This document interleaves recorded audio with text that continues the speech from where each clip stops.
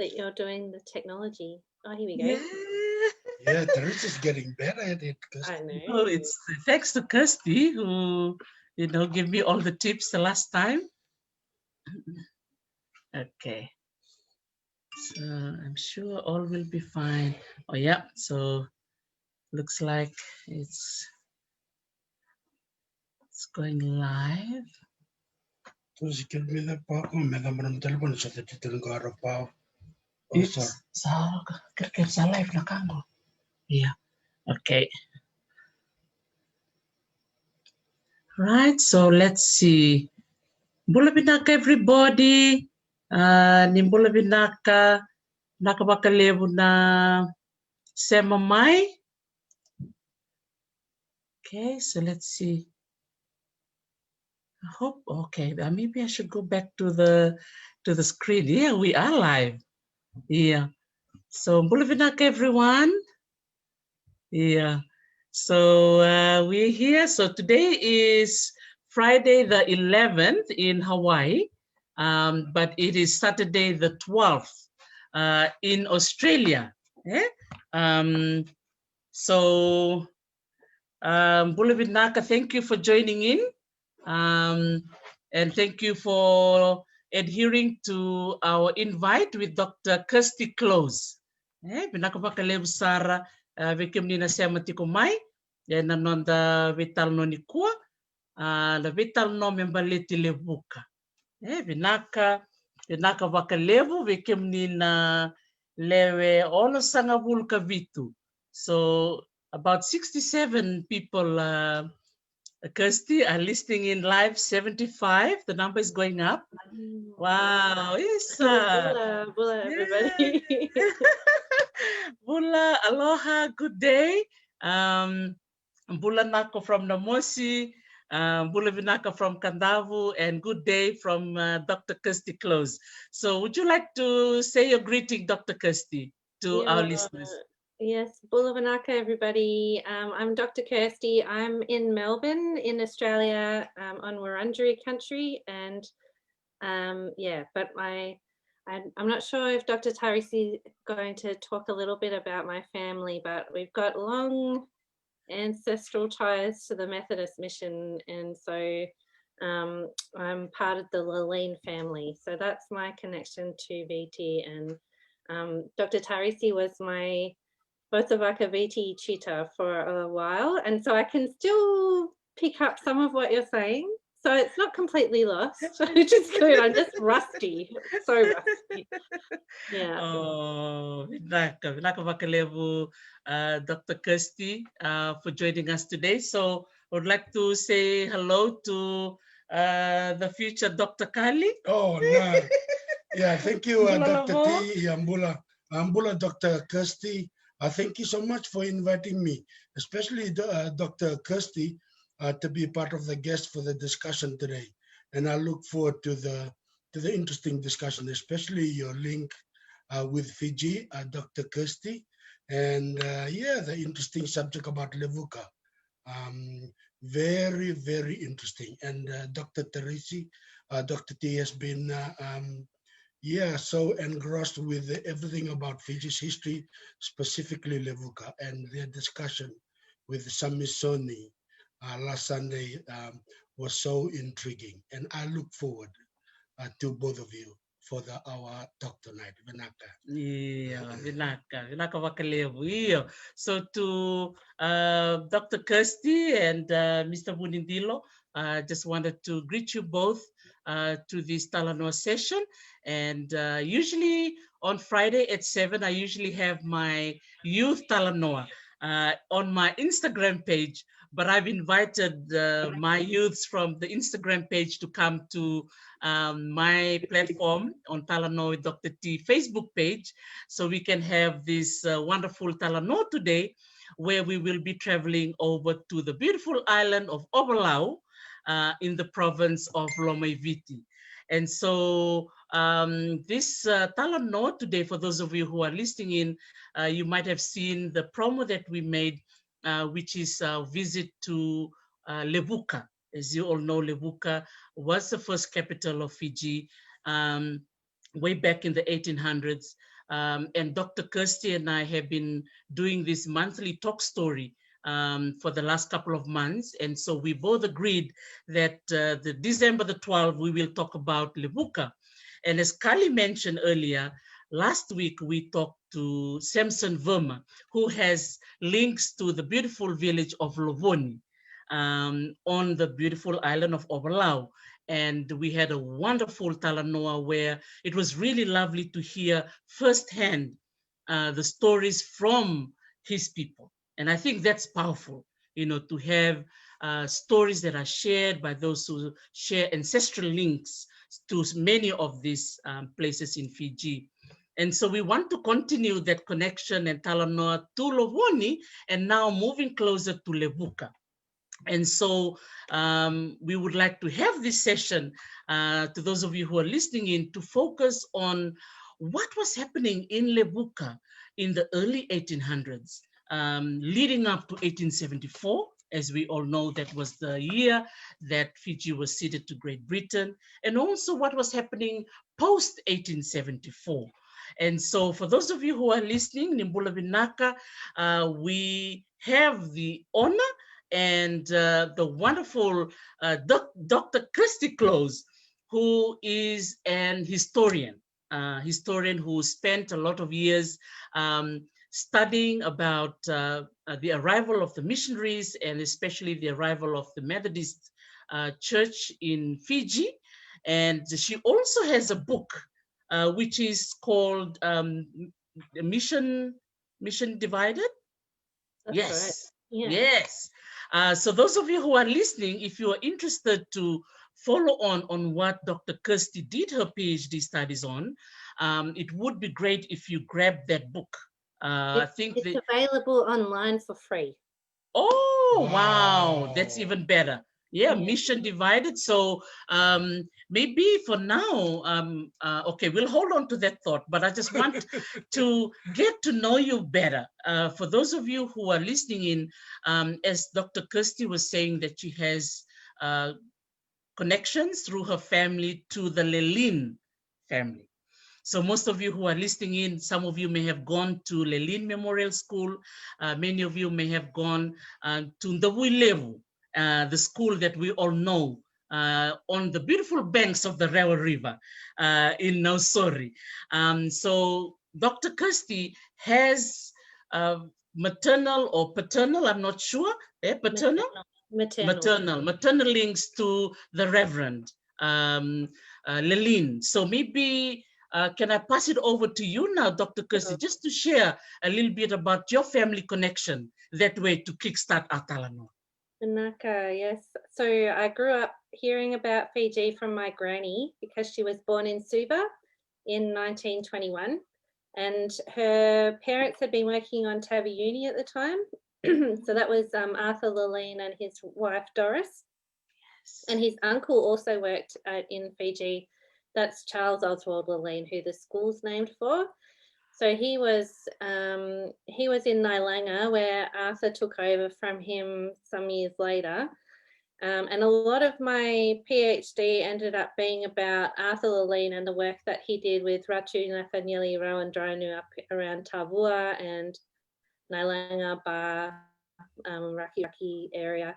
And but I looked at the decolonisation of the Methodist Church and how it became a Fijian church in 1970. So that was really the main point. But then looking at these offshoot movements where people were trying to get more self-governance in the colonial system and that sort of thing. Wow. Yeah, but that's my family thing. And then the other people that I'm related to are the Waterhouse family. So one of them was Joseph Waterhouse, who's written a whole book about Thackenbauer. So that was handy. So I've just been looking through that in preparing for today. So yeah, so there's a lot of family members that were floating around Fiji and New Guinea. Wow. That's I mean, knowing you've spent a lot of your work and study in Fiji as well as Papua New Guinea. So it seems like it's you're following the footsteps of your great grandfathers. A little bit, and it's been a bit creepy when I've gone to the archives and I can see where some of my ideas have come from. Yeah, and sometimes shocking that where I disagree with them. And so, yeah, just coming across family in the archives is an interesting experience. But yeah, I definitely have maintained those connections, and it was exciting for me when I would do my trips to Fiji and be able to come home and tell Granny about things that she didn't know about her dad and things like that. So yeah, it's been special. Wow. And so I know that, I really enjoyed teaching you the Wasavakaviti back, how many years ago when you was doing your PhD 10 research. years ago. 10 years ago, yes. Preparing you to go to Fiji. And I remember, our classes and how you were looking forward to go to Viwa. So before we travel over to Viwa and then we'll go over to Levuka, I was just wanting to know from you as to what really encouraged you to actually choose this particular topic for your PhD study. I think it was a long kind of winding journey. So when I first went to Fiji, I was just at the end of my honours year. No, before my honours year. And I had done a lot of post-colonial history where people were very critical of missionaries, and I was a little bit embarrassed about having missionaries in my family tree. But then I went to the Butt Street Methodist Church with my friend Tess when we went to Suva. And when I introduced myself, people were excited and wanting to have a cup of tea with me and tell me about their time at Laline School.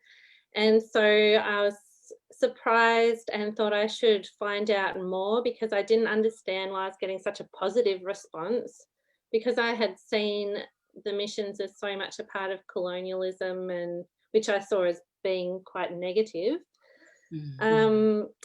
So yeah, and then for my master's I looked at a mission in Australia, and that's definitely a difficult history. There's lots of family separation that's occurred here because of what missionaries were doing, and that's been really had a long-lasting negative impact, I think, or it's been a tricky legacy.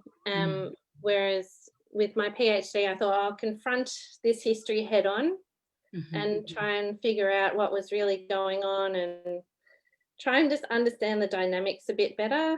And I wanted to do something that was important to me and write about stuff that I thought was important to other people as well. And so I was guided a little bit by my intuition on that.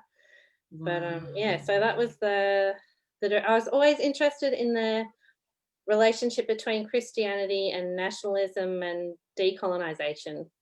So it ended up kind of coming together like that. Right. And then you spent most of your field work on the island of Viwa? No, on VEITALANOA really. Okay. I did one weekend over on Ovalau, and I went to stay in Levuka to just have a look around. Right. And then I think it was 2013, I was invited over to Viwa. They were having a big birthday centenary celebration for John Hunt, the missionary who had been there. And so I went as part of that with some colleagues from the University of South Pacific and Andrew Thornley, who's written a lot of Methodist history. Yes. So, yeah, so that was exciting. And then we got stuck on Viwa for most of the night, and one of the families there let us come and sleep for a few hours because the rain was so bad. But yeah, it was an adventure, that's for sure. Wow. And then from after you've completed your PhD, you wrote this book. So tell us a little bit about how you got that book, and maybe for our listeners, I'm sure many of them are very interested to, to get to know that book and how to get hold of it, because it's really a wonderful resource for those of us Fijians who are really interested to know about the history of Fiji, particularly the arrival of the missionaries and the missions that were started from 1835. Okay, yes. So I decided to publish it as quickly as I could after finishing my studies. And I went through ANU Press because I knew they would make it free online, so I wanted it to be, you know, accessible to everybody as much as possible. Although I know internet's not an easy thing sometimes. But yeah, it goes from about 1900 when the Methodist mission split really clearly along racial lines, and then I look at how they created kind of divisions in the institution, like, and so there's a lot of those nationalist ideas that are there all the way through, and there's always discussion about handing over control to Italke and to Indian ministers that are in the mission, but it never quite happens until the late 1960s. They're really talking about it, and then properly handing over in 1970. Yeah, so that's what the book is about. It's very similar to my thesis. So yeah, it mirrors that pretty closely with just a few tweaks here and there. But there's some good photos, and yeah, I'm quite proud of it. And I try, and I think it's interesting now because my granny has passed away in the last 2 years. And so I published it before that. I wonder if I would have written it differently if it was after she had passed away, because I was very careful about some things that I wrote about.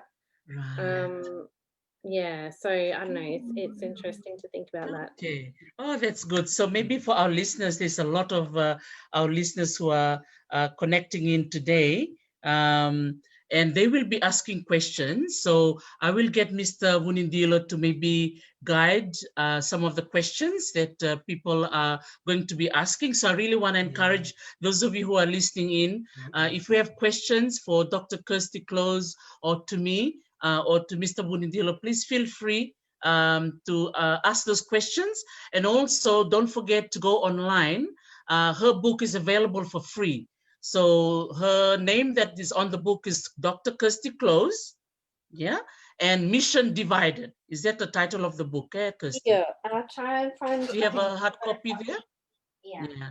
So this is actually under my old name, so Close Barry, but you'll see. Okay. Yeah. So there you go. So those of you who are watching, you can get this book. Yeah, very good. Yeah. So can you hold it up again, Kirstie? Yeah. So it's called A Mission Divided: Race, Culture, and Colonialism in Fiji's Methodist Missions. And that's written by Dr. Kirstie Close, who's right there holding her book. Congratulations, Dr. Kirstie. Yay! Yeah, so those of you who are, bookworms and love to read, there's a lot of our Itoke who loves to read. So please don't be shy to go online and get the book. And now you see the writer herself smiling on this screen. So the reason why we actually coming together today is to talk about Levuka. Yeah? And the various activities that was happening around Levuka and Ovalau and in Fiji in the early 1800s. So maybe we'll pass it over to you, Dr. Kirstie. So she has prepared a PowerPoint presentation. Okay. And what Dr. Kirstie is going to do, she'll share the screen. So we will start off by talking about Levuka and some of the key people that were involved in the, the formation of Levuka to be the first capital. And then we will end with the Talanoa of Kava. And we are here with the Kava man himself, Mr. Vunindilo, who's been farming kava in Namosi. And we'll end with that towards the end. So over to you, Dr. Kirstie. Before you start, sorry, Carly wants to say something. Yeah, congratulations with the book, Dr. Kirstie. Just to let you interested know, the questions are coming in. So just let me know. I've got one question here from Australia, Chone Tuingali. So when you're ready, you want the question read, then I will read the questions over. So we encourage everyone, the audience this evening here. We can get a levity ke burabura. Ni warong chumai ke bakanda no monitaro. and ang itarong inataro ni Ochina Vakamadala ni Dr. Kirstie. Hey, Dr. Kirstie, so after your slides, then we'll align the questions to you, I think one after another. Yeah, okay, so that that we sounds good. If you're happy to organize it like that, that sounds okay. good to me. Yeah. Okay, I'll do that on your behalf and on behalf of Dr. T as well, Vinaka. Vinaka. All right, well, I won't linger too long on these slides then, but I think some of the photos will be exciting. Yes. Okay, so Dr. Tarisi put me in charge of finding out about a bunch of Europeans who came in, and then I think we can Talanoa through all this, right? Yeah, done. So, yeah, I was trying to find out about the first Europeans. I found two different stories. So, some from 1790s where there was a shipwreck, and then another one called the Argo from 1806. So I don't know which one is right. Do you have any ideas which one was first? Well, I think I've heard of the shipwreck, going back to, that time. So, and then of course, with those who came from the, 1643 and 1789, but they just cited Fiji, right? Yeah, so they just cited Fiji like Abel Tasman and William Bligh. And I think for many of us who are listening in from Fiji who went to school in the 70s and 80s, we were taught this through the social studies classes that we were taught in high school I think we have a couple of books called The Fiji, the Land and the People. I'm sure those who are listening in will go down memory lane by hearing that book, Fiji, the Land and the People. So many of us would remember, seeing the picture of Ma'afu. I remember seeing the picture of the late Ratu Seruda Kumbau. And also, I think also David Whippy. I remember seeing his picture. I can visualize his picture. And I'm sure those who are listening in will also remember other key people in there. But I remember the people that cited Fiji, for obvious reasons. They were so scared to set foot on Fiji. So 1643, Abel Tasman, 1789, William Bligh. But then definitely, the shipwreck here allowed many of these Europeans who set foot on Fiji, not willingly, as you can imagine. They came there because their wanga or their boat was wrecked on the reef. Therefore, they have no choice but to look for sign of life and for people to look out for them. Yeah. Yes, for the longer term. Yeah, not just passing through at all. Yeah. So then I kind of skipped ahead. So I think because my head's been so buried in the mission, I was less interested in that than everything else. But the first Methodist missionaries were coming through in around 1835. And so they were setting up around Biwa and heading down to Bau and setting up in rawa and all around. By the 1840s, one of the records that we have that's written is from the Wilkes expedition. So, and I wrote down his whole name, John Elphiston. Oh no, that's Erskine. So there's a few expeditions that go around. The Wilkes one, he talks about Levuka having about 40 houses, and they mix the Bure style housing with European styles of house building. He said that some had built with breadfruit trees filled with reeds, and the roof is covered with a thatch of wild sugar cane. So yeah, they're pretty amazing records, usually an oblong shape. And he said that there were probably about 40 Europeans around Levuka at that time, and that a lot had married local women. So yeah, some of the scholarship that's come out and is published about Levuka is about this blended method of building houses around Levuka and the architecture. So I found that really interesting. And oops, the next slide. And Derek Scarr has also written about this period. Levuka was such a massive hub for the whole region, really, by the mid 19th century, including, you know, really strong connections with Apia and Tonga. And Derek Scar's written about the Hennings business, which ran through the Pacific connection. They're connecting the German and the British empires through these townships and all their businesses that sprawl across the sea.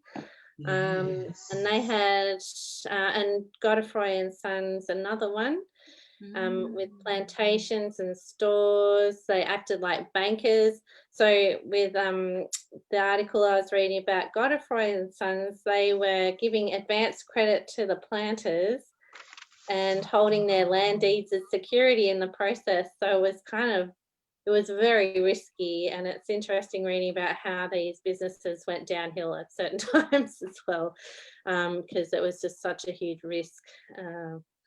Yeah, so that's some of the people and the businesses that were floating around. And then the Whippies, you mentioned David Whippy. Yes. So he arrived around the 1820s from Boston, and one of his sons was sent to Sydney for school. And so one of the houses that was in Levuka by the 1860s was his, where he had built a weatherboard house. And by the 1870s, when he was a little bit older, the European style houses that we know so well around Levuka today, those old colonial homes, were outnumbering the bourgeois around the town. And then there's so much gossip about David Whippy in the Australian newspapers at the time. And so I was going through all of them through the National Library of Australia.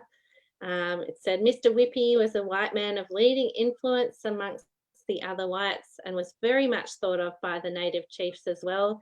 He seems, from what one hears, to have been a man of force of character and of singular integrity and trustworthiness. In this respect, hardly the stamp of old hand you would expect to find at that date and in those surroundings.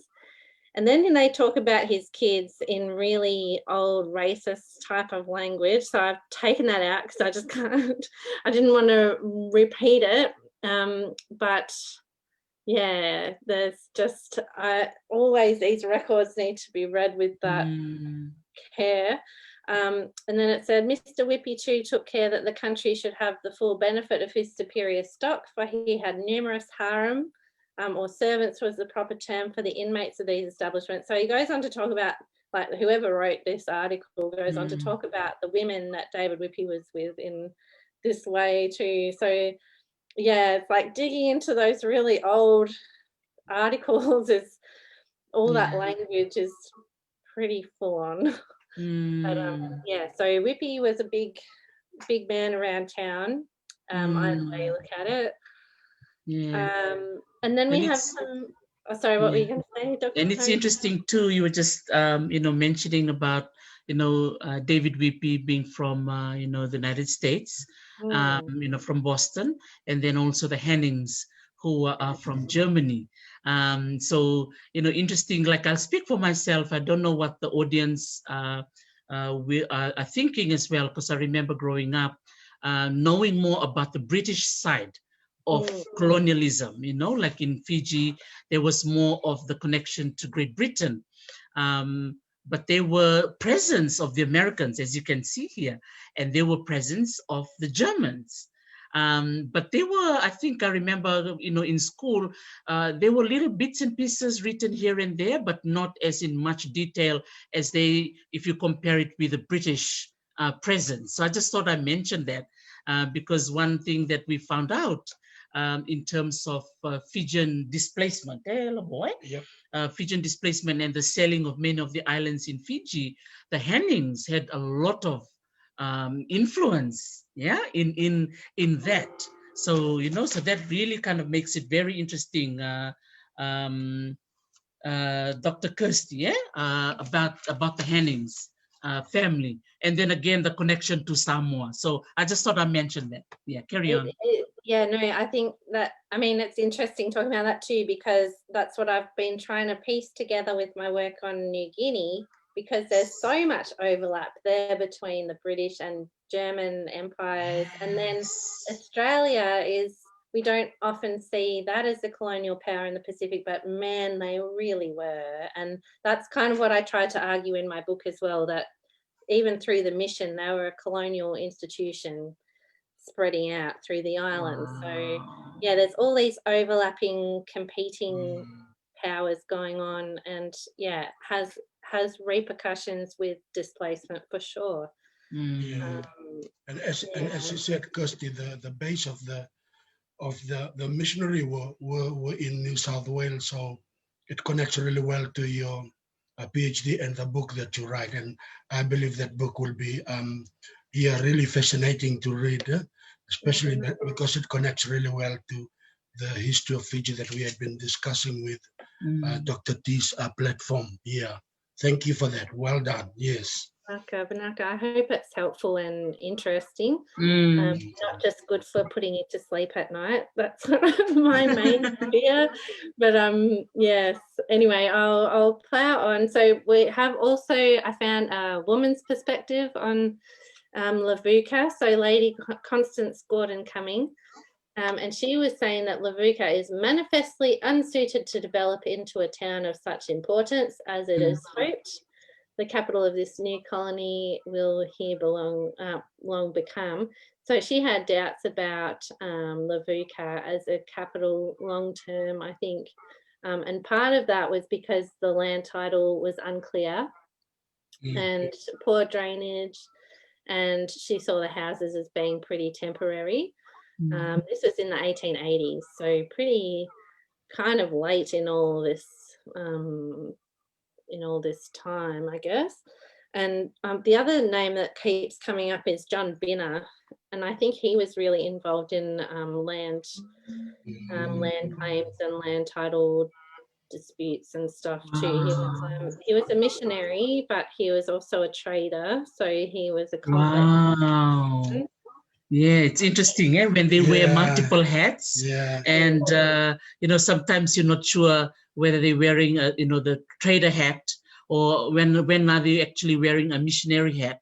And no wonder our Itoki people were confused in lots of ways when they see these Europeans when they came over to Fiji in those days. They wouldn't know the difference, right? As to who is a trader and who is a missionary. So yeah, thank you for doing all this research so that we can be able to at least differentiate who was who at that time. Exactly. It's good.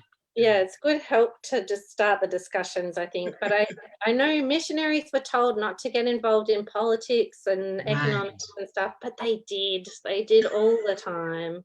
Wow. And I think that was the exciting part for me going into the archives. It's like I felt like I was looking at them being naughty all the time. But, they're supposed to be so good, but they were not always. Yes. And so this is some more of the scholarship I found, like the academic publications with the houses. So this is one, I haven't got the author's name in there, but she was writing about the colonial homes. This is one that belonged to Alexander Eastgate.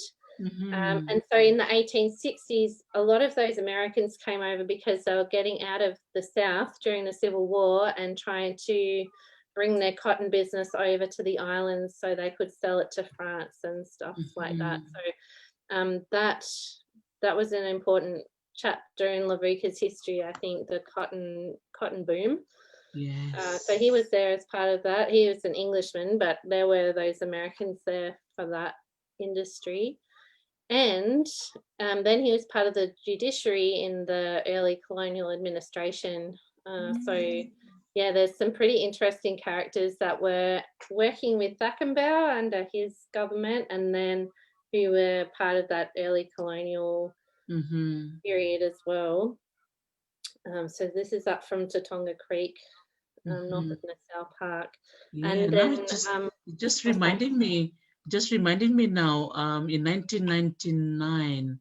Yeah, 1999, I remembered we went to Levuka and we did some excavations under the house because it was under renovation, or were they, I'm not sure, maybe if anyone from Levuka who is listening in add some more information whether the house is still there or not.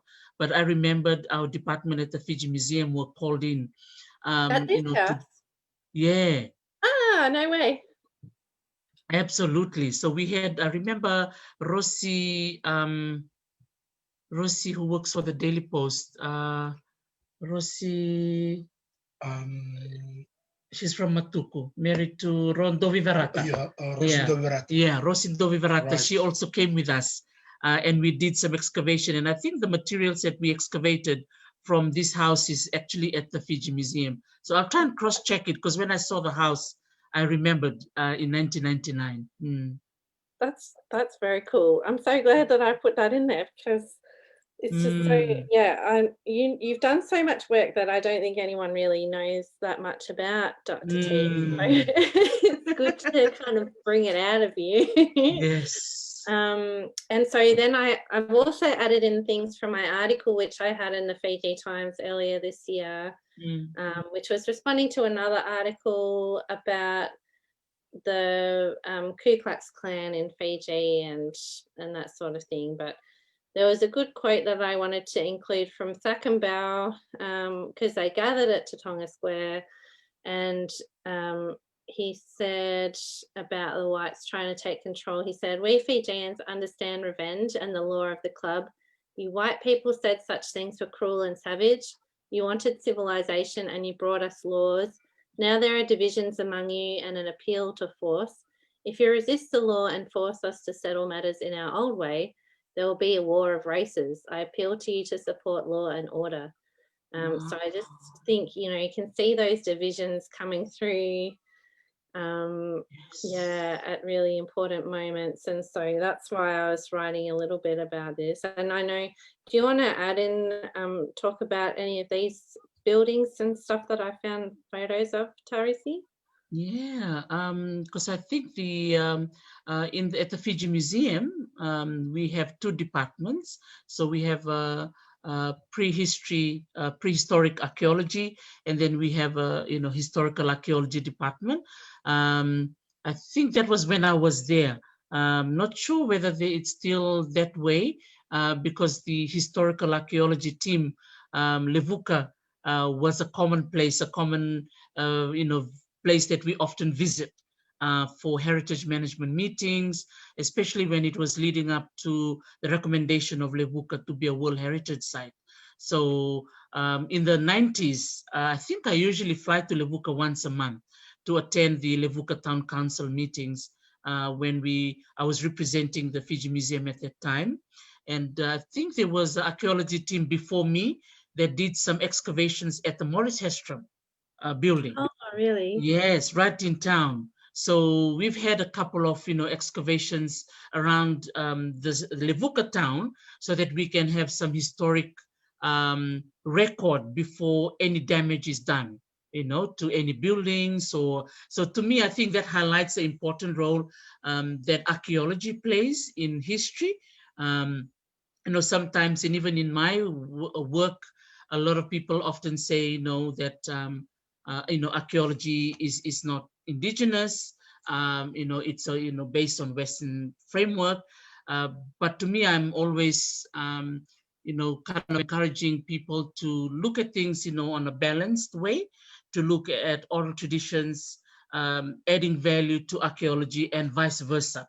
So archaeology, which is a Western science, definitely, it actually adds value to our indigenous stories, because when we go out and excavate, when we go out and dig, you actually see evidence of life way back, many centuries ago. So that's what I always kind of caution, a lot of our people, not only Fijians, indigenous people all over the world, to look at archaeology that way, that it also adds value to our own indigenous stories. And so I have very fond memories of working on the island of Ovalau, especially in Levuka, that we want to restore and keep as much of the fabric of the colonial times, because as time goes, a lot of these ancient fabric, you know, the old buildings as we're looking at, you know, they'll start to decay, they start to fall apart. So I really want to also acknowledge the photographers who, you know, take their time, you know, like is it the Burton brothers? Yes, and Yeah. Lint is another one whose photos are pretty amazing. Yeah, so you know they capture those moments, right? They capture those moments, and you know it allows us as Indigenous people to to look back and see, wow, that was what Levuka was like. And of course, photography is not Indigenous. You know, it's not the way we didn't create cameras. But we're using technology to enhance the way we appreciate our history. So I just thought I mentioned that. Yeah, it's all tools that you can use, like borrow Yes. and complementary. Yes. Yeah. So yeah, I get really excited when I find photos from this kind of period. This is really cool. Yeah, I love these old pictures. Yeah, me too. And so this is Thakambau's residence from around the 1870s in Levuka. And there he is on the ship. Yeah, who was that with? So that's Burton Brothers Studio that produced that image, and that's from Te Papa Museum, that photo. So I went looking around the New Zealand archives as well online. Well done, Kirstie. And look at that name, Kirstie, Wararapa. Wararapa. Hmm? That's the name of the boat there. Is Wararapa. That's the name of a town area in north of Wellington. Yeah, north of Wellington. Okay. Well, that explains why they've got the photo there, I suppose. Yeah. But yeah, you can see Levuka in the background too, I think. Must be, I'm guessing it's Levuka from the houses on the hill. Yeah, but I just get so excited about this. And then Thakambau's canoe. So that one's got a Burton Brothers stamp on it as well, and from around July 1884. So it'd be cool to do like a close-up of this, because you'd be able to see all the detail of the weaving and look at that. Yeah, carving and everything. And this is on the okay. Oh yeah, Levuka. Wow, 1884. Wow. Yeah. So yeah, I got a bit carried away with finding material, and then this is more stuff from the that Ku Klux Klan stuff that I looked at. So they weren't called the Ku Klux Klan in Fiji, but they called themselves the British Subjects Mutual Protection Society. And the Masonic Lodge there and other social groups were active in Levuka. They kind of provided spaces for people to talk about these ideas about racial hierarchies and things like that. And it was in a period when abolitionists who were against forced Indigenous labour were really active. So there was a lot of resentment from planters for that and plantation owners. So this was all happening around the 1860s, especially, lots of tensions coming up. And that's part of why Thakambau was speaking at Tatonga Square about it too. It was all bubbling to the surface. And yeah, I think this is just a bit more quotes from some of the articles that I found. But yeah, and then it says that the cotton plantations that they were setting up were pretty much put down as failed experiments by the 1870s. So that's when you start to see sugar take off too in the islands, I think. Yeah, and tensions brewed in the 1870s because one of the planters shot one of the Italke chiefs. This was Mr. Smith, who claimed he had brought land at Sabu Sabu, and it always comes back to the Vanua, right? Yes. He described the retaliation and retribution from Italke, who stole food, destroyed crops, and continued to exert authority over the best portion of the land Smith saw as his own. Smith referred to one man in particular named Semeli, who was originally from Viwa but was by this time based in Sabu Sabu. He was often fighting with some of the plantation labourers from Tana, So again, like that hub of everyone coming in from all over the Pacific, you can see the people there from Vanuatu. According to Smith, workers from Tanna took it upon themselves to take up arms, sought out Simeli, and found him stealing coconuts. He was shot, wounded, and died soon afterwards. So these are some of the things that were going on around Ovalau. And then the next part of the story is that Smith waltzed into town without any fear of the authorities pursuing the matter and stayed at the Criterion Hotel.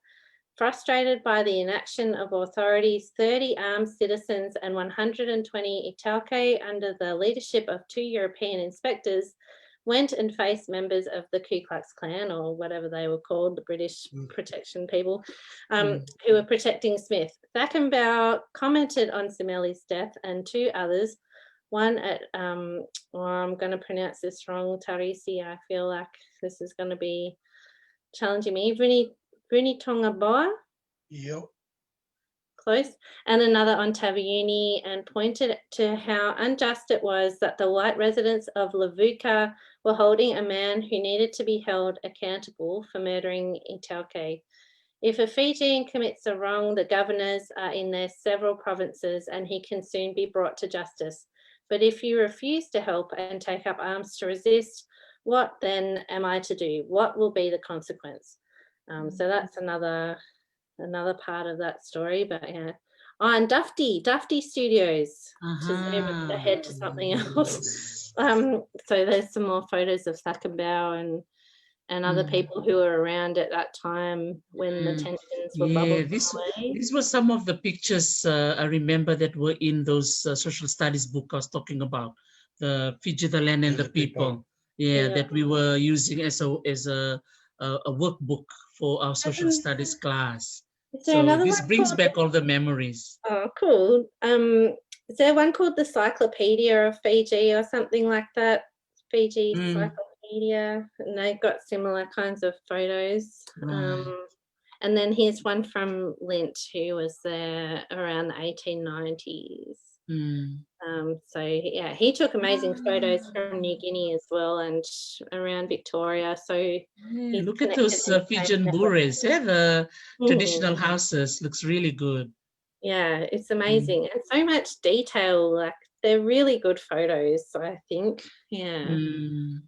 So I think that's almost. Oh, and this is another one. Oh, this might bring us on to the kava discussion.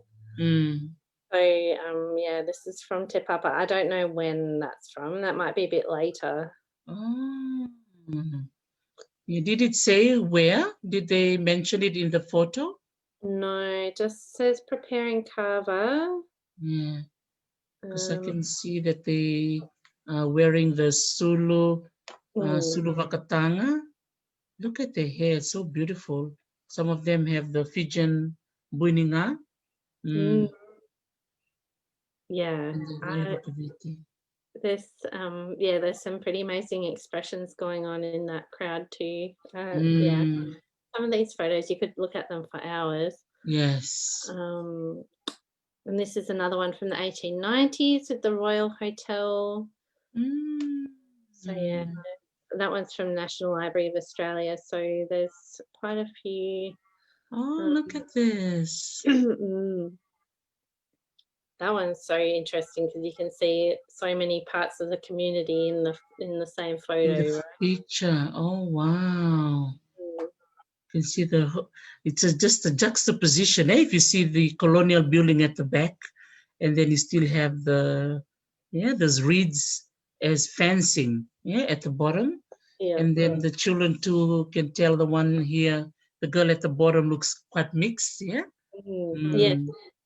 Yeah, and the kids also up on the hill there, I think too. Yes. Wow. So, yeah. So, as I get the whole discussion about records and who created them and everything like that, but I think when you hold oral histories with these sources, it's just so rich. Like it just all comes together better when you have so many different sources coming from all different places. Yeah, I love these photos. Wow. So that one's from 1884 too. But Wow. I must be nearly finished with these. Oh, that's the hospital. So that's Oh, because I'm sure there's some people from Levuka listening in, Kari? Yeah, Yeah. I got Albert Trail. Oh, so Albert is from Levuka, the Trail family. oh, Okay. cool. We just have to encourage them to take part in the conversation and add more information. And That would be I've got like 3 or 4 questions already. So let's encourage the listener to keep asking questions. Yeah, so there's some questions already ready for Vinaka. us at the end. So that's good. Yeah. That's awesome. See? And We yeah, should like do this more.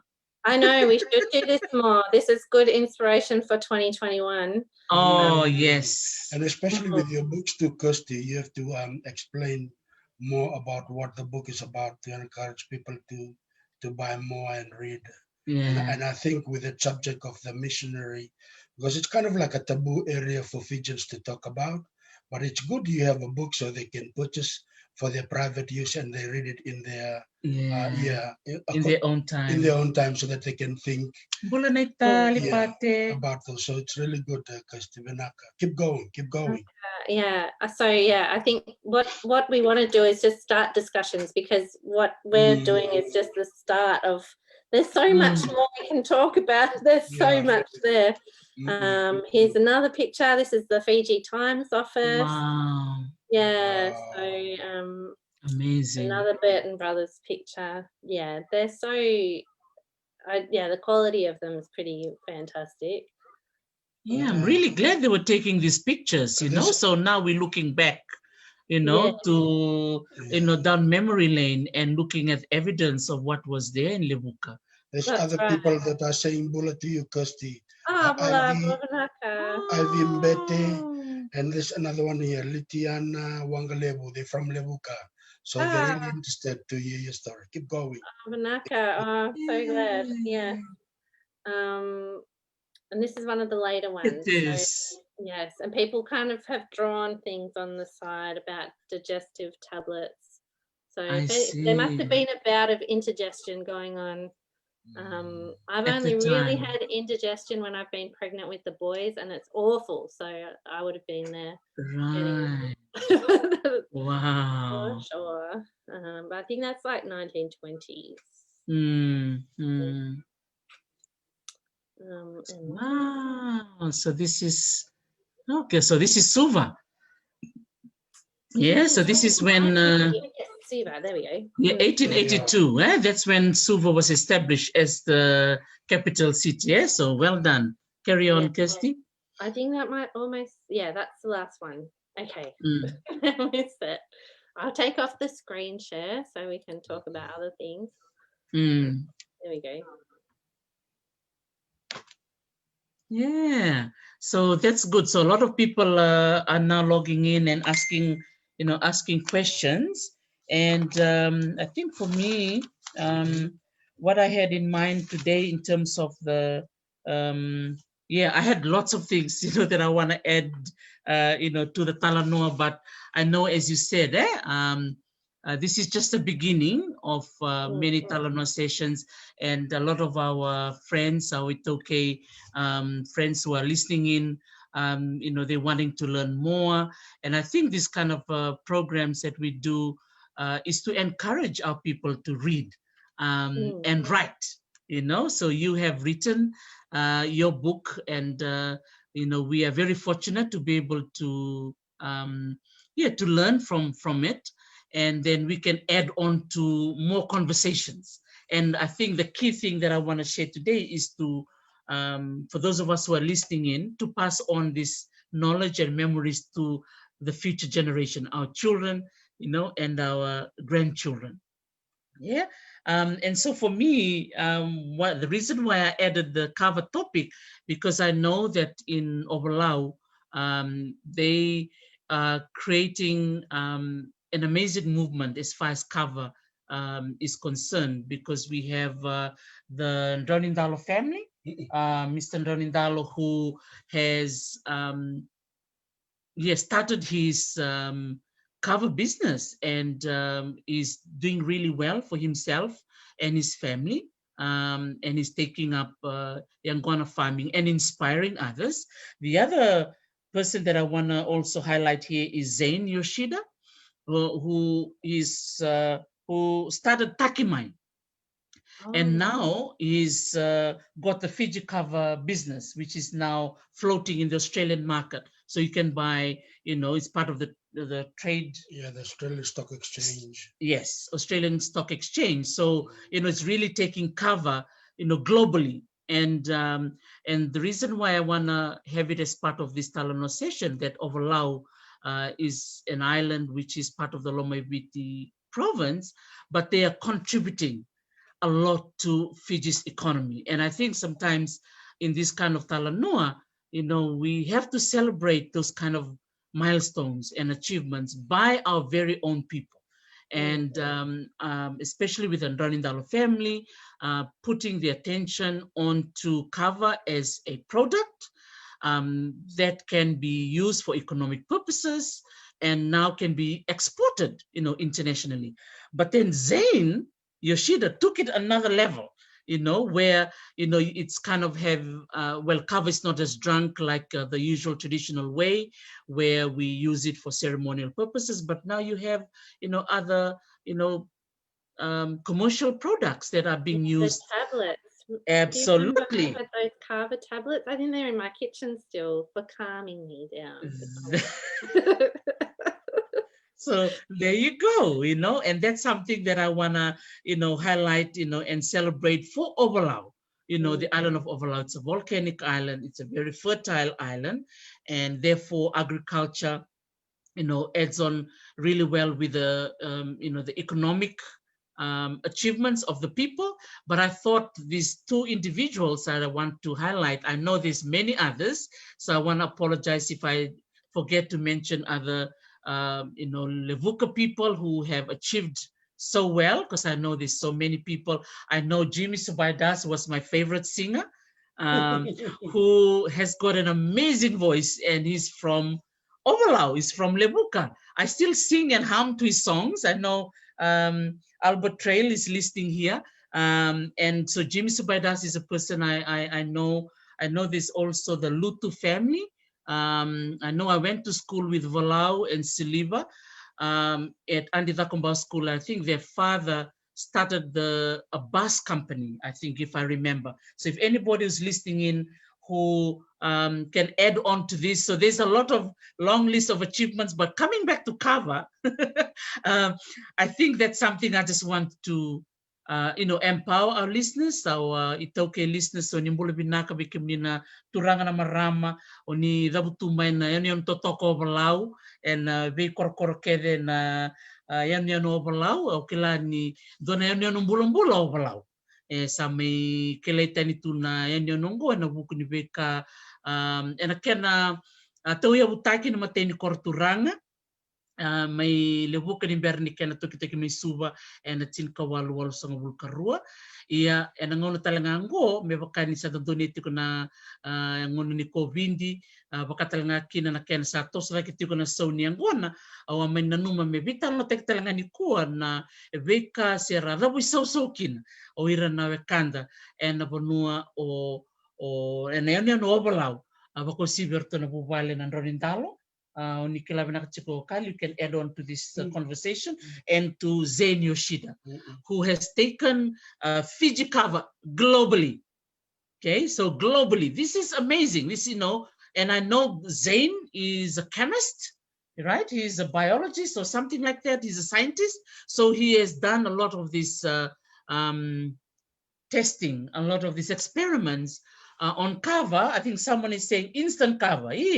Don't Vinaka. So I just thought I mentioned that in terms of what Levuka, not only Levuka, but the island of Ovalau as a whole, because the Ndranindalo family are from Levun, the village that we talked about over the weekend. Kylie, would you like to add to the Talanoa of Kava or ask any of the questions? Yeah, the questions will come later for Dr. Kirstie. Vinaka, Dr. Kirstie, and Vinaka, Dr. Tia. I think the discussion around Levuka and especially Lovoni was always on the negative side of how the Lovoni people were treated, especially with the Talanoa with Samisoni Verma last week. And this history is well known amongst Fijians all over the world. So the positive spin to this is what Teresa is talking about, the Nranindalo family. They're from Lovoni. And I think through the Nranindalo family's farm, that's where Zain comes in. And Zain is not full Fijian. See, Nranindalo is full Fijian, but Zain is part Japanese and part Fijian as well. See, so Zain went to do his education in Australia as a biochemist, and then he came back because he knew that Ovalau is a very fertile volcanic island, and it's a good place to plant the Yangona cover. Yes. So through this family from Lovoni on Raunindalo, he was able to connect to him to identify the species of the Yangona cover that would suit his business niche, the niche he had. Yeah, so he did a lot of trial and error. I think a lot of our friends that are listening in today would have already must have seen that clip probably on YouTube or in the internet about Yoshida, Zain Yoshida. Yeah. So through him as a Fijian, he called himself Fijian through and through. So he came back with that piece of technology together to work with Nronindalo. And there was some funding that came through the Australian aid. I hope I'm getting the right information. And they were able to develop this technology scientific research center in Ovalau. So congratulations to Ovalau and the lovely people, the oldest and the first ever capital of Fiji, Levuka. Yeah. So, and you bring your story, Kirstie, with that book, and we blend all these things together. Sometimes we can be so frustrated with all the bad side of history and through colonialism, probably the missionary play a part in that as well. It's a whole mix of this thing going on, but there's a positive spin to all this. So what can we take from this? And we look into the future, Yeah, that's, I think, is probably like the future of what we're discussing with Teresi through this platform with Talanoa with Dr. T. We got all this rich history about Ovalau, but there are things we can learn from it. Yeah, especially through Zain. Yeah. And as far as the information I get so far was he's got this name Fiji cover in the Australian Stock Exchange. And I think the last time I've talked to a couple of my friends here in Hawaii, they cover farmers too. They also bought shares through the Australian Stock Exchange through Zain, Fiji cover, and they were buying at 50 cents, 15 cents a share. Yeah. So who knows what's the future of the market is going to be for Yangona. So they're speculating that everything is going to be okay in the next 3 to 4 to 5 years, where the share prices will increase. So it's something that is coming out of Ovalau through Zain and through the Nronindalo family to promote to the world that Fiji can do it through cover. Yeah. Absolutely. Vinaka naova. Naova ke. Vinaka Albert Trail.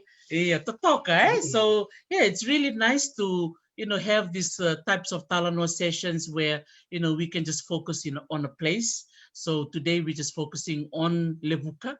Even though I kind of still go around the island of Ovalau. And also, we just cannot resist mentioning about Lovoni, with the history that, happened way back then. And, the repercussion of it is still, has impacted a lot of families all over Fiji, because many of them were displaced all over. So some went to Levuka, some went to Lau, some went over to Kandavu, and I'm sure Sawa and Nandi, the village of Yevusania. Some of the people from Lovoni are now in the village of Yevusania in Nandi.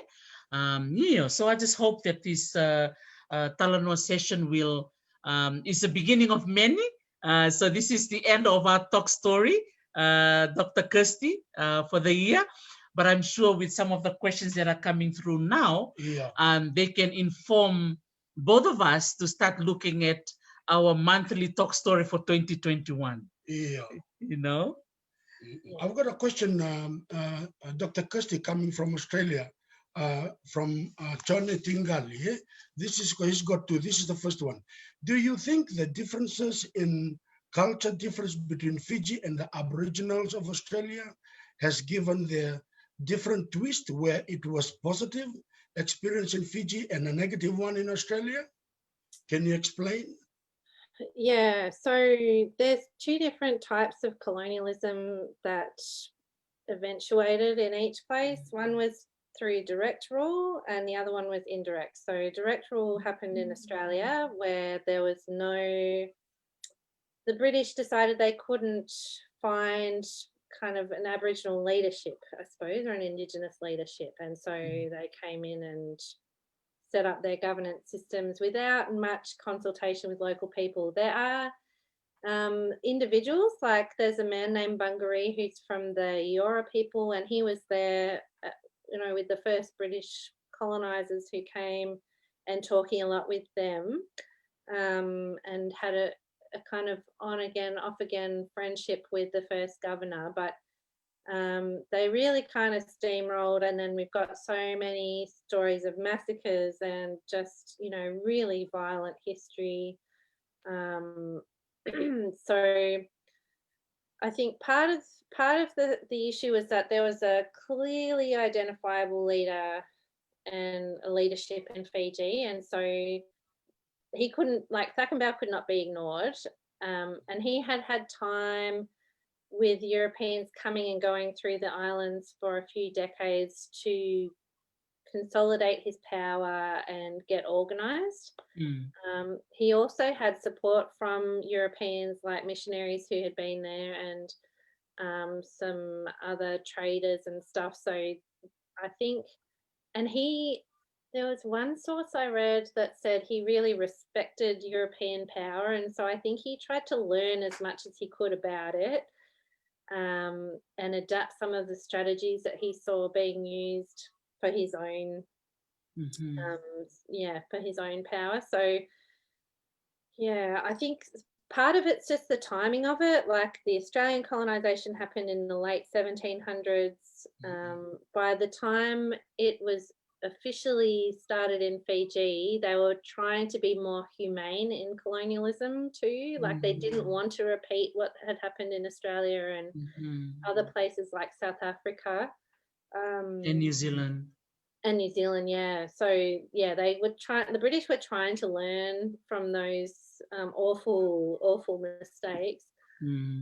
So I think those various factors contributed to the way that it played out.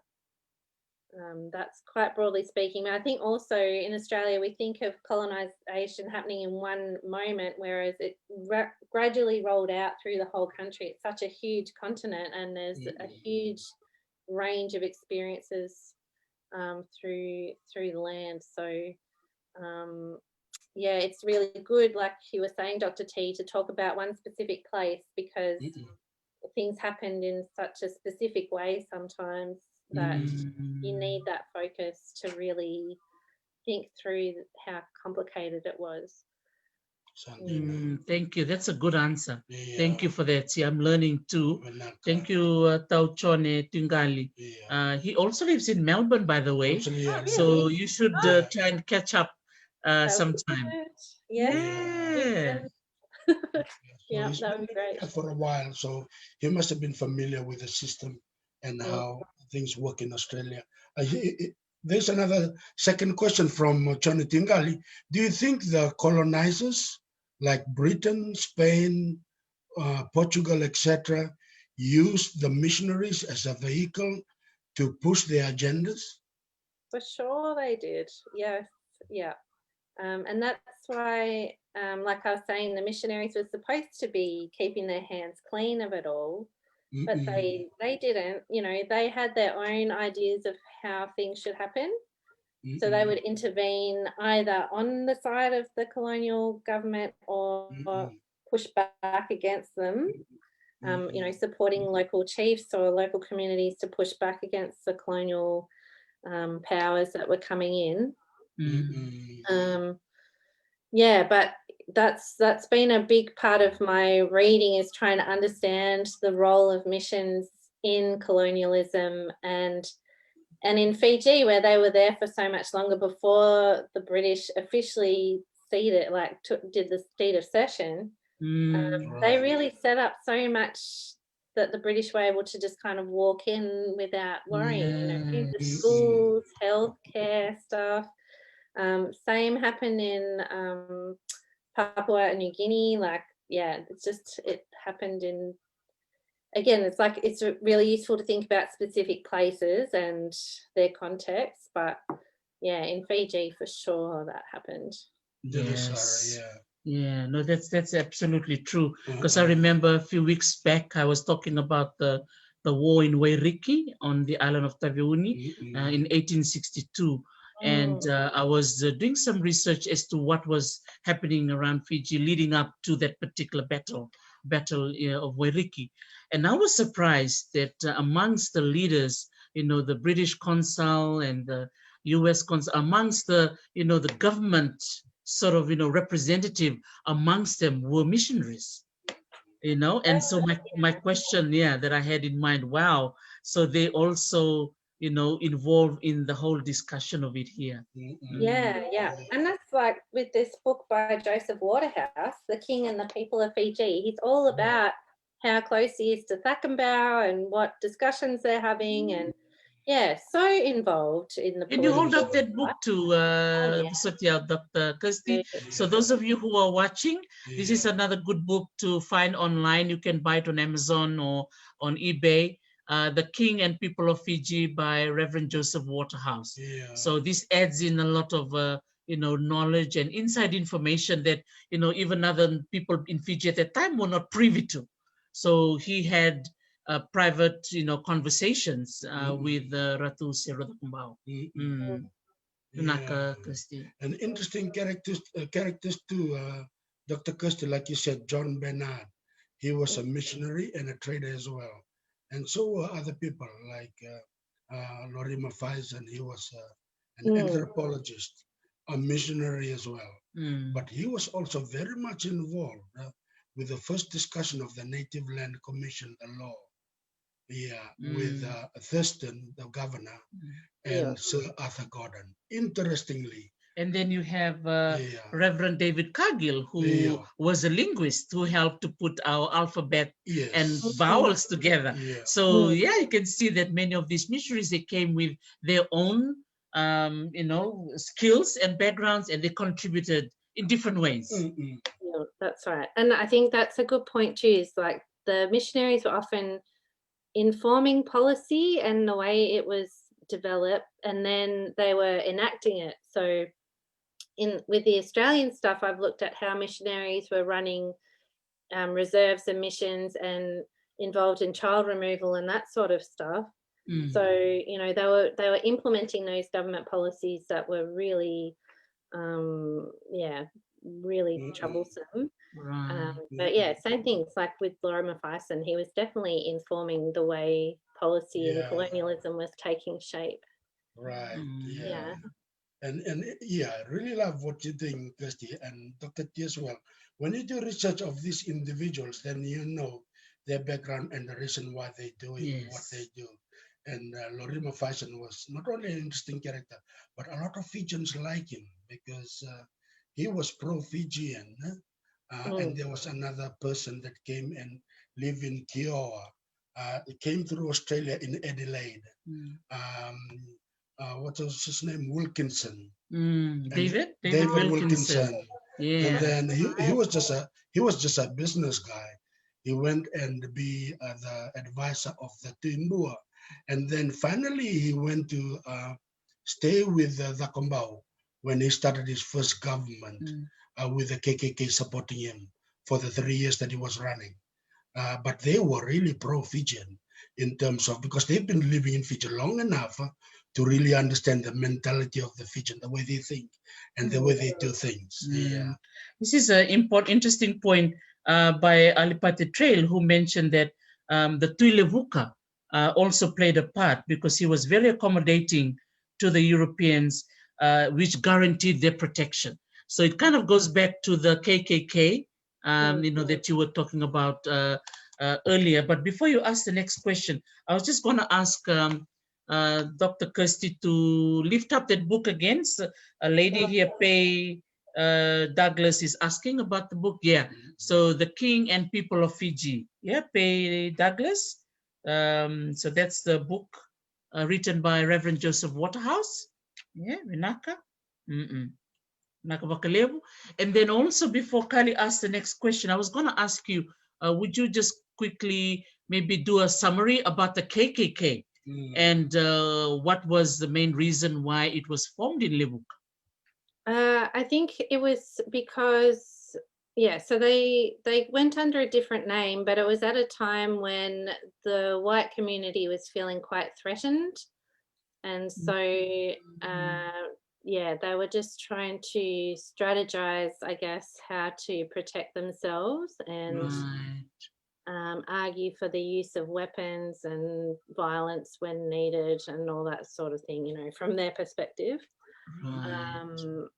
Yes, and kind of, I don't know, it didn't last very long, but I think it comes back to those ideas of that underpinned it in the US, which is about white supremacy and needing power, so and control over the colonial township. So that's how I would summarize it. And then it fizzled out again.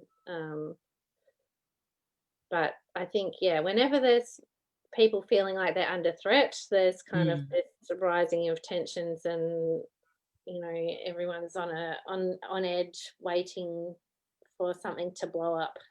Right.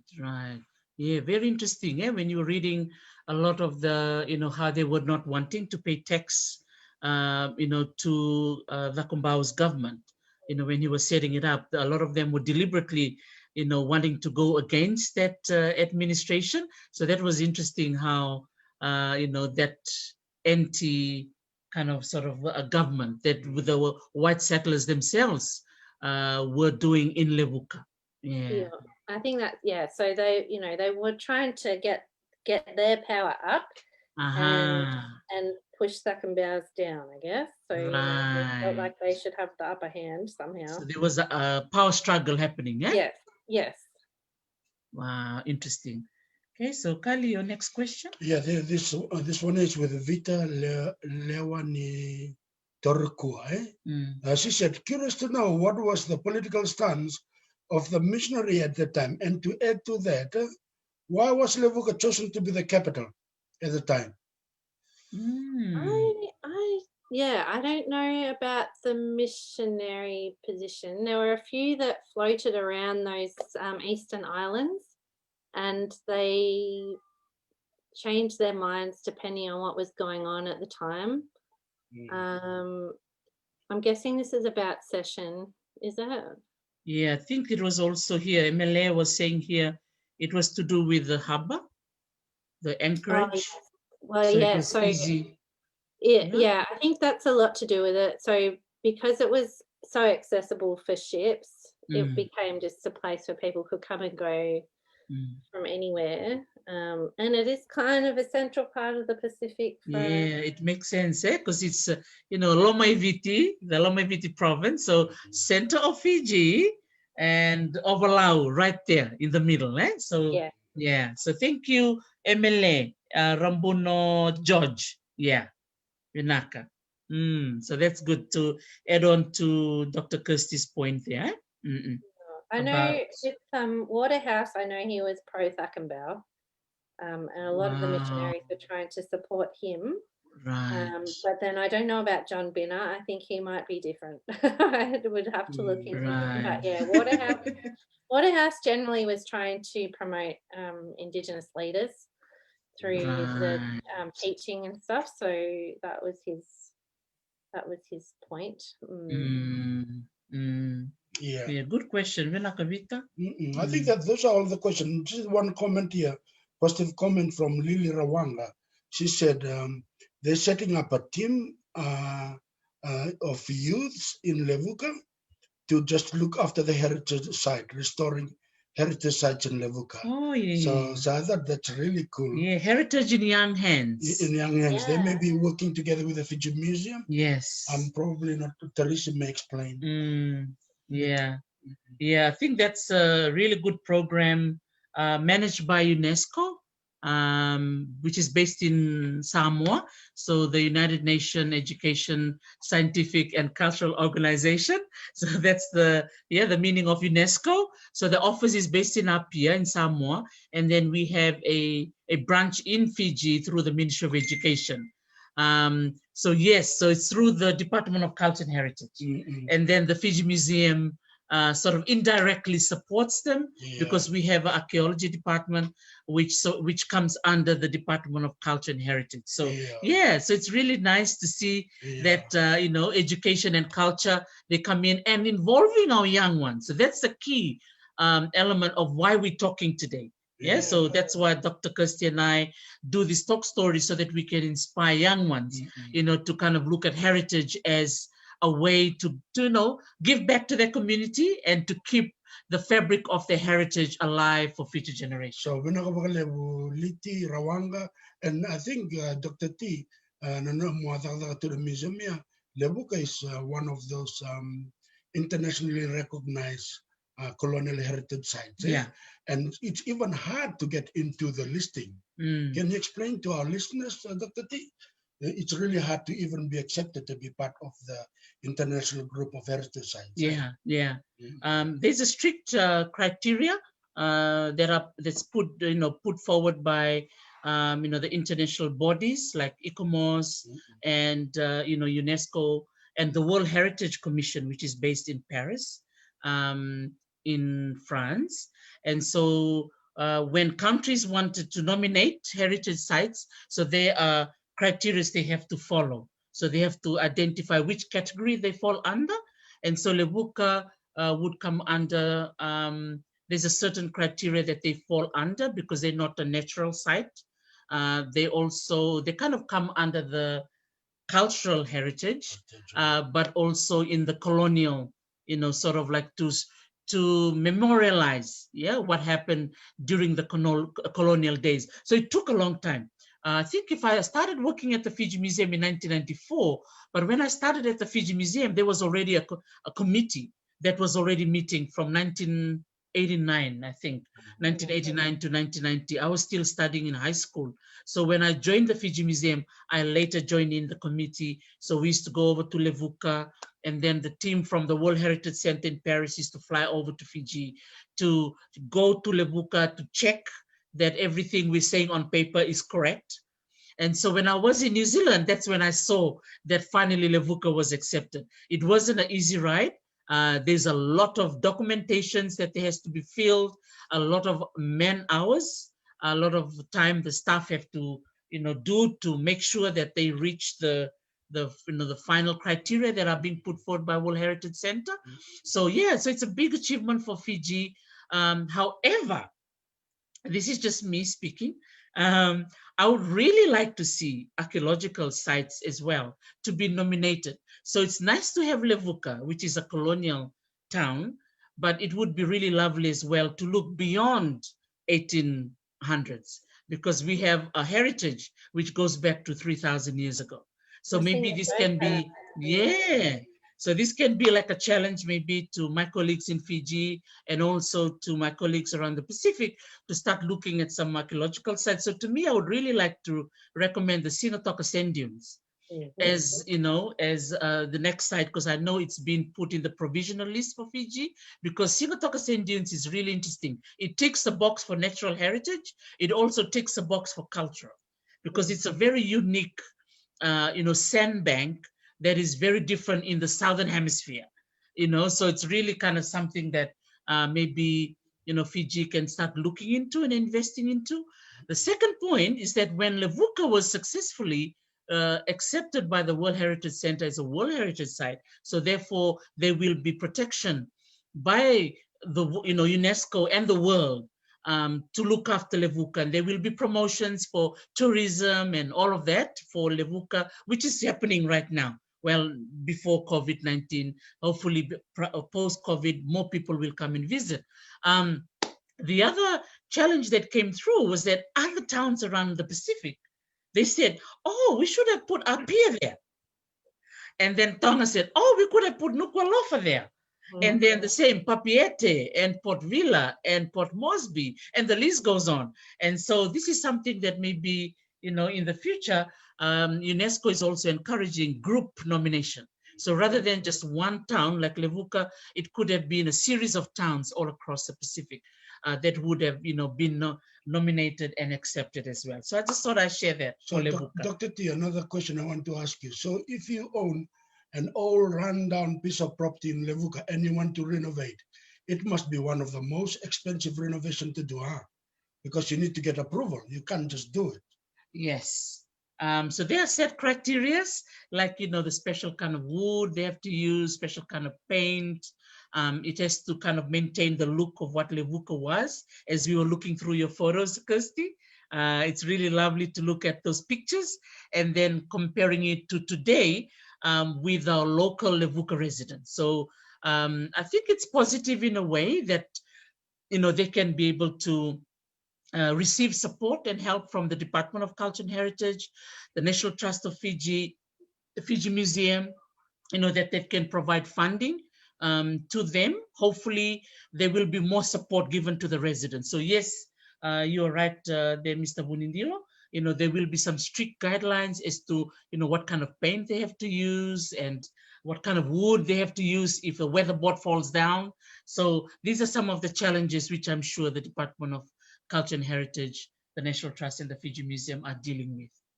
That's like a piece of jewel there in Levuka. Yes. Wow. So Levuka is a very special place, as well as the Levuka Vakaviti, which is a place where we really need to acknowledge, particularly to the Turanga na Levuka. So really, ito ba kung bula sa katsukayani bikim ni Sara na Turanga na maramanita na korba Turanga Levuka Vakaviti.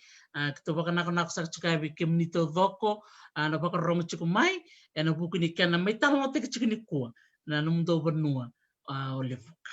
Na okay to sa kami na magamuti. Iya. Numbulan na. Iya.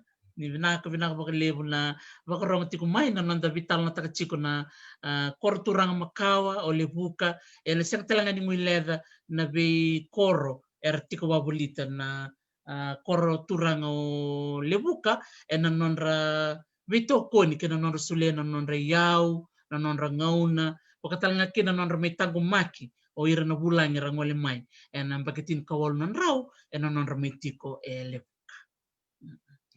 I've got another question. I don't know whether Kirstie can answer or Dr. T by this one here, Mr. Ravulo. Just the comments given about Levuka then was an advocate for the Europeans. Would that relation had any influence on the change, the sale of Wakaya Island? Just wondering. You might know that better than me, Dr. T. I think that's an interesting question. Yeah, interesting suggestion. That's an interesting question. Maybe we should ponder on that and look into it in early 2021. Well, Dr. T, if you look at it, the discussion that you had with Samisoni, Dr. Vanolelai Paula was commenting on that very intriguing VEITALANOA with Samisoni. And he was saying that there are some provisions in the Native Land Act that allows if the opportunity provides itself. But it's going to be a kind of like a future kind of discussion, but we can't say no to anything. There's always.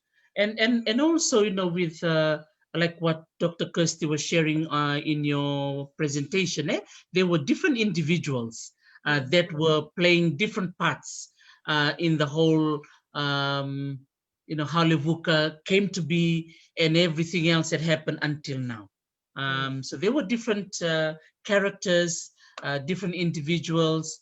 Many of them very sensitive in lots of ways, particularly those who are, in the political roles at that time, especially in the Vakumbau government from 1871.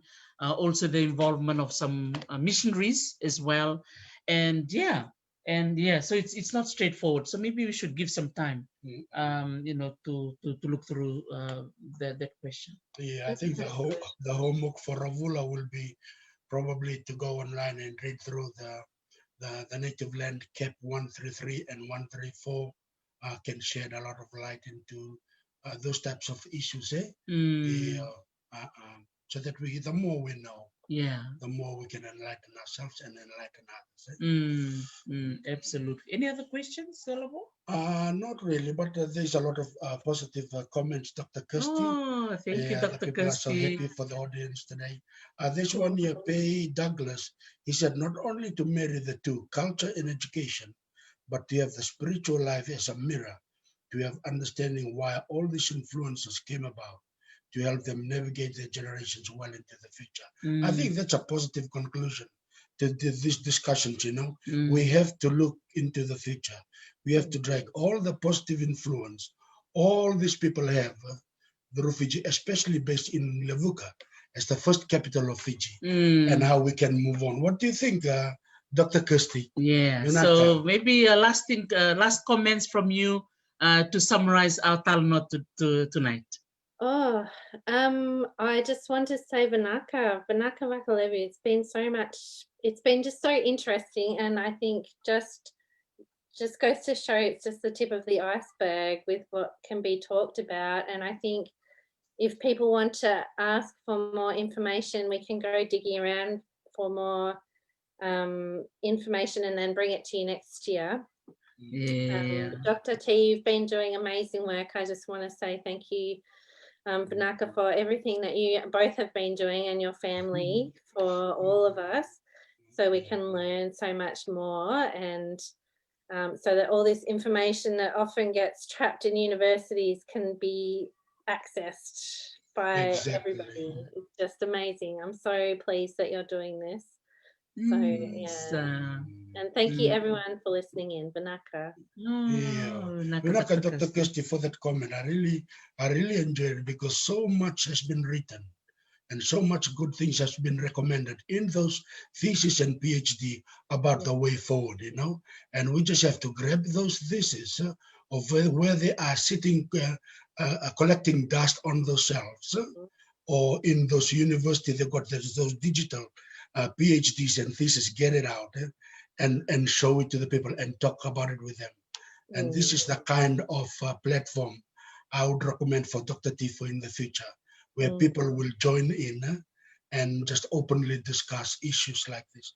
What do you think, Dr. T? Vinaka? Yeah, Vinaka, Mr. Bunindilo, Vinaka, Dr. Kirstie. Thank you to our listeners for listening in today.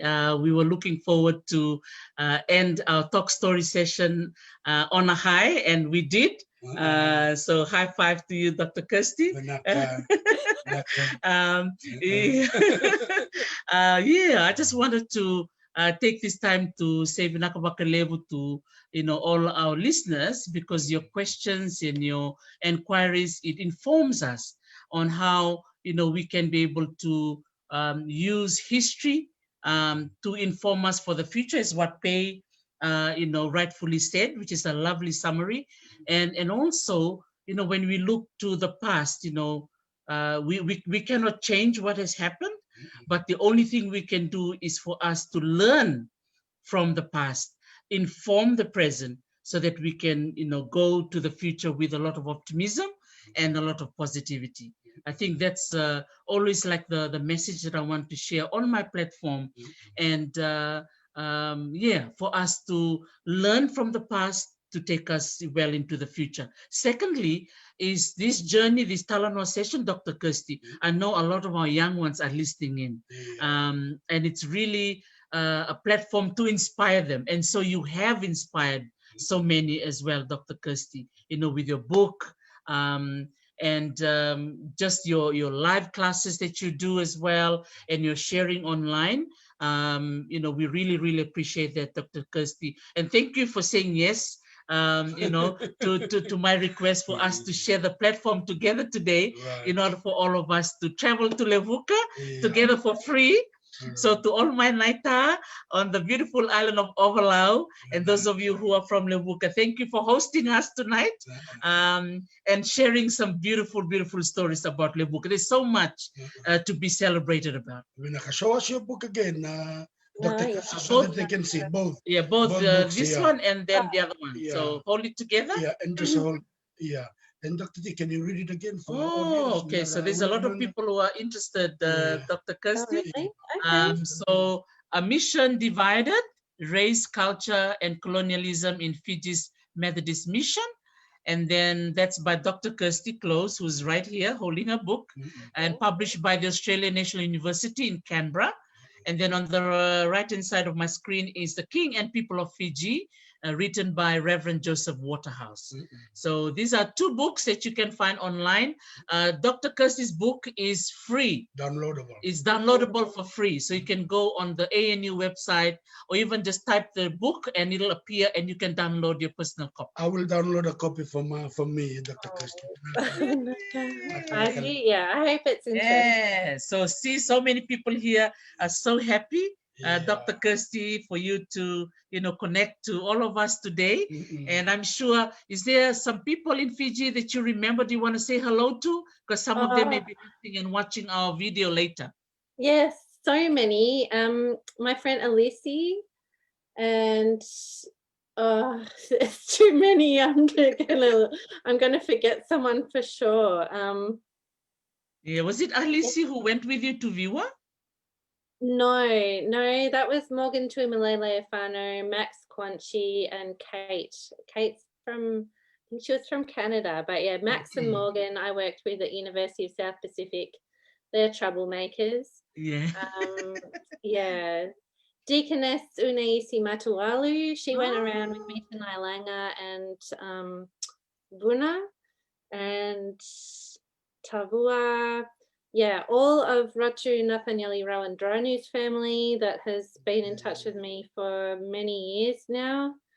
And all the descendants of the toko farmers that I've met.